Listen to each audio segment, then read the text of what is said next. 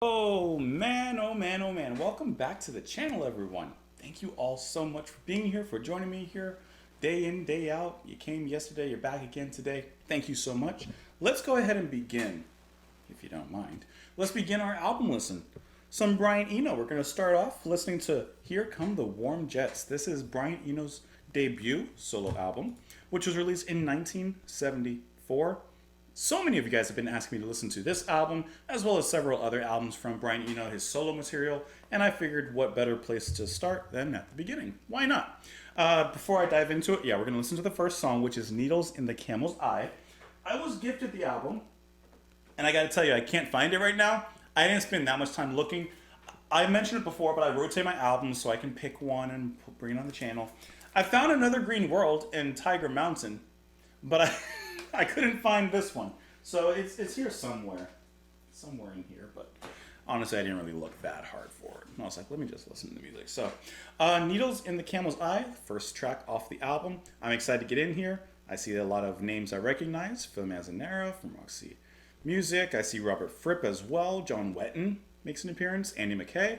So we got some Roxy Music alumni and then a few others featured here. So I'm excited to get into it.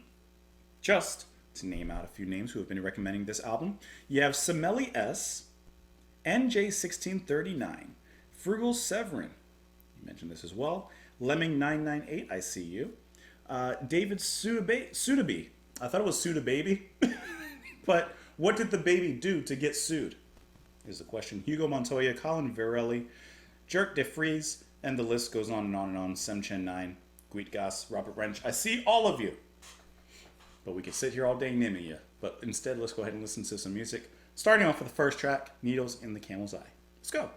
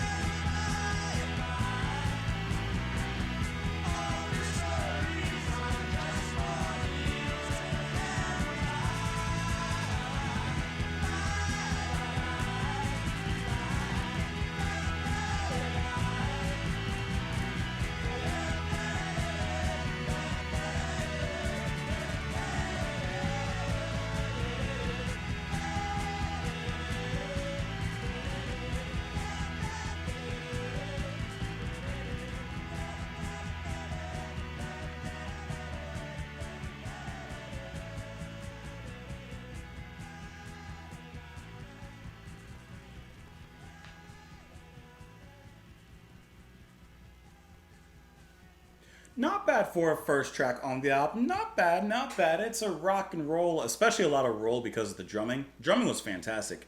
Kind of like a relatively safe opener, if I would say. Nothing on this track, in all honesty, really stands out. It's just kind of like, okay, this is nice.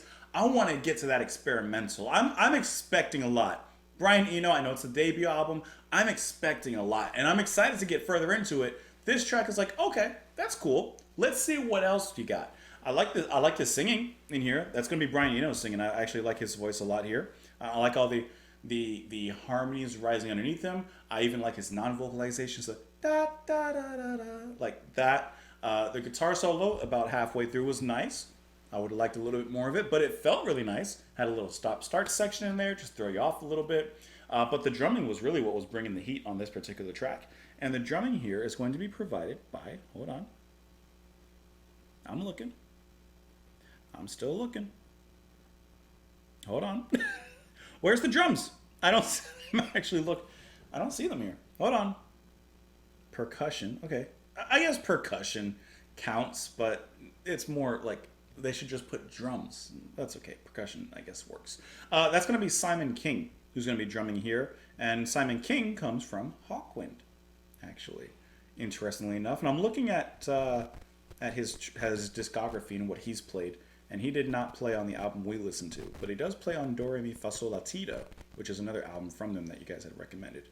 But yeah, Simon King on the drums here. Really liked his drumming. And I guess kind of taking into account Hawkwind and the sound you get from them, I do kind of hear a bit of that space rock, but coming back to that rock part of it. I do kind of hear that a little bit now that I'm looking at like who's playing it and that kind of thing. So yeah, like I said, this song, honestly, it's fine. It's completely okay. Doesn't really stick in my mind. It's a little catchy, but that's kind of it. But there's nothing wrong with that. The lyrics: those who know, they don't let it show. They just give you one long glance and you go. Goes to show how winds blow. The weather's fine and I feel so. I like the first lines. Those who know don't let it show. Like they know something but they don't show it. And then they give you one long glance and you go. They don't give you or impart any of that knowledge or truth towards you. They hold that to themselves selfishly. Interesting. Birds of prey with too much to say on what could be my destiny. Another rainy day. Why ask why? For by the by, all mysteries are just more needles in the camel's eye. Of course, that's a play on the rich man asking Jesus how can a rich man get into heaven? And then Jesus says it'd be harder for a rich man to get into heaven than a needle or a camel to pass through a needle's eye. Kind of a play on words of that. And apparently all mysteries are just more needles in the camel's eye. So a little bit of a twist on there. And these needles are just, or these mysteries are just painful needles in your eye, blinding you, perhaps to the truth. And then actually the rest of it just repeats from there. So yeah, not a bad opening track. Let's get into some of the facts about this album as we dive further into it, though. It says this album was recorded in just 12 days at Majestic Studios in London. Eno enlisted 16 guest musicians to play on the album who were invited on the basis that Eno thought they were musically incompatible with each other. He stated that he got them together merely because I wanted to see what happens when you combine different identities like that and allow them to compete. Now that is awesome. That is a great kind of, and not anti-art, but like instead of finding people that you know are compatible and you know will work well together, you get the opposite. You get people that you don't know if they'll work together well musically. The situation is organized with the knowledge that there might be accidents which will be more interesting than what I had intended. That is really cool. Happy little accidents. And those accidents are what gives the music more personality and character. Ooh, that's a really interesting approach. We're going to read more about that later. I just wanted to get a little bit of knowledge as we moved on here. Anyways, let me know what you guys thought of the track, though. You can let me know in the comments down below. You can follow me on Twitter. You can support the... Why'd I say that? You can support me on Patreon. Follow me in a bunch of places. Thank you so much for being here, for watching, and I hope you come back tomorrow. Bye, guys.